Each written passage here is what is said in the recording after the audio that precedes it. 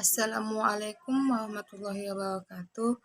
Perkenalkan, nama saya Elvi Dayani Siagian, PM 23140179, kelas 4D, mata kuliah Pengembangan Bahan Ajar Bahasa Indonesia Sekolah Dasar. Di sini saya akan menyampaikan kesimpulan tentang hakikat, jenis, pemilihan, dan pemanfaatan sumber belajar. Secara umum, sumber belajar merupakan istilah yang menggambarkan tentang segala sesuatu yang dapat dipergunakan dalam kegiatan belajar peserta didik atau dalam kegiatan belajar dan pembelajaran di lingkungan pendidikan, pelatihan, industri, dan latar non-formal lainnya.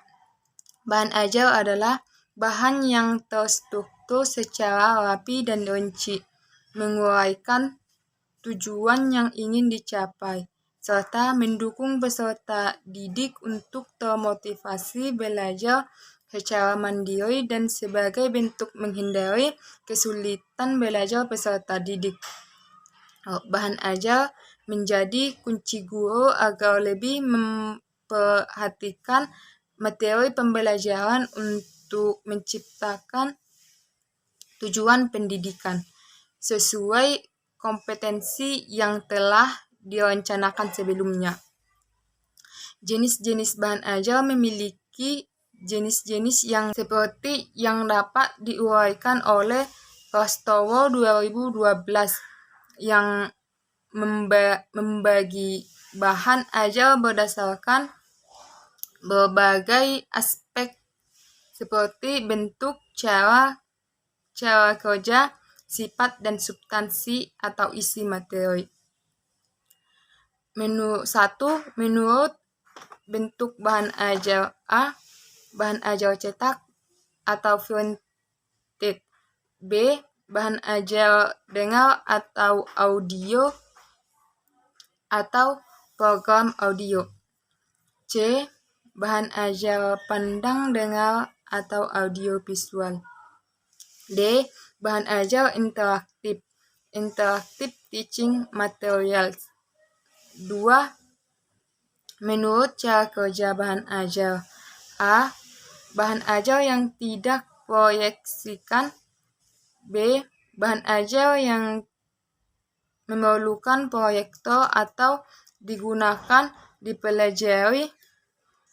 C, bahan ajar audio terdiri dari sinyal audio yang direkam pada suatu media penyimpanan.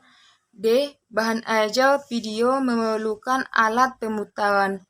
E, materi atau media komputer mencakup beragam materi non-cetak yang memerlukan komputer untuk menyajikan konten pembelajaran.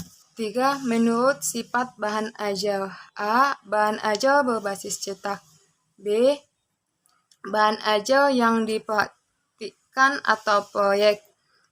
C, bahan ajar yang penting bagi interaksi manusia. 4. Menurut substansi bahan ajar atau isi materi. Bahan ajar disebut juga bahan pembelajaran berkaitan dengan pengetahuan, keterampilan, dan sikap yang perlu diperoleh siswa untuk mencapai kompetensi dan keterampilan dasar yang telah ditentukan sebelumnya. C. Pemilihan sumber belajar. Pemilihan sumber belajar harus mempertimbangkan aspek relevansi dengan tujuan pembelajaran, kemudahan akses, karakteristik peserta didik, serta efektivitasnya dalam meningkatkan pemahaman.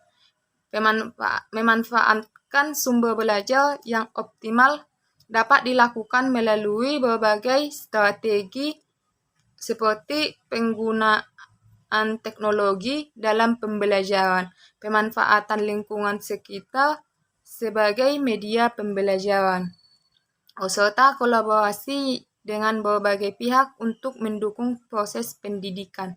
Dengan pemilihan dan pemanfaatan sumber belajar yang tepat, pembelajaran dapat menjadi lebih interaktif, inovatif, dan efektif.